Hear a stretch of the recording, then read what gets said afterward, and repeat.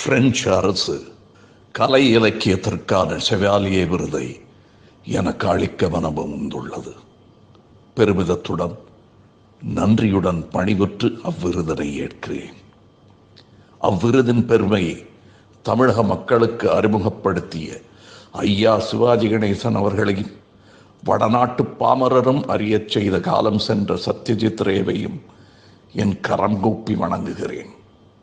இச்செய்தியை எனக்கு தெரிவித்த இந்தியாவில் உள்ள பிரெஞ்சு தூதர் மாண்புமிகு அலெக்சாண்டர் ஜீக்லர் அவர்களுக்கும் எனது நன்றி.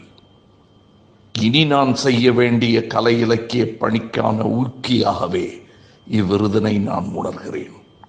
கலை கடற்கரையில் கைமண் அளவு அள்ளிவிட்ட பெருமை எவ்வளவு சிறுபிள்ளைத்தனமானது என்பதை நான் உணர்கிறேன். வயதிலாது என்றும் ஆர்ப்பரிக்கும் கலைக்கடல் அலைகள் இத்தகைய தருணங்களில் கரை மோதி என் போன்றோர் முகத்தில் தெளித்து பெருமித மயக்கம் கலைத்து உதடும் நனைத்து உப்பிட்டவரின் நினைவை உணரச் செய்கிறது.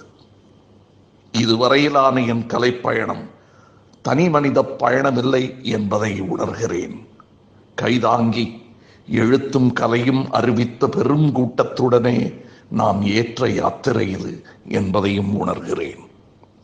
அக்கூட்டத்தில் பெரும்பான்மை தமிழகத்து ரசிகர்கள் 4 வயது முதல் என் கைபிடித்து படியேற்றி பீடத்தில் அமர்த்தி பார்க்கும் தாய்மை உள்ளம் கொண்ட அவர்களுக்கும் இவ்விருது அர்ப்பணம். என்னை பெற்றோரிருந்து பார்க்கவியலாத குறை என் குடும்பத்தில் எஞ்சிய பெரியோரும் இளையோரும் என் சிறு வெற்றிக்கும் ஆர்ப்பரிக்கும் என் ரசிகர் கூட்டமும் போக்கிவிடுகிறது. நன்றியுடன் உங்கள் கமல்ஹாசன்.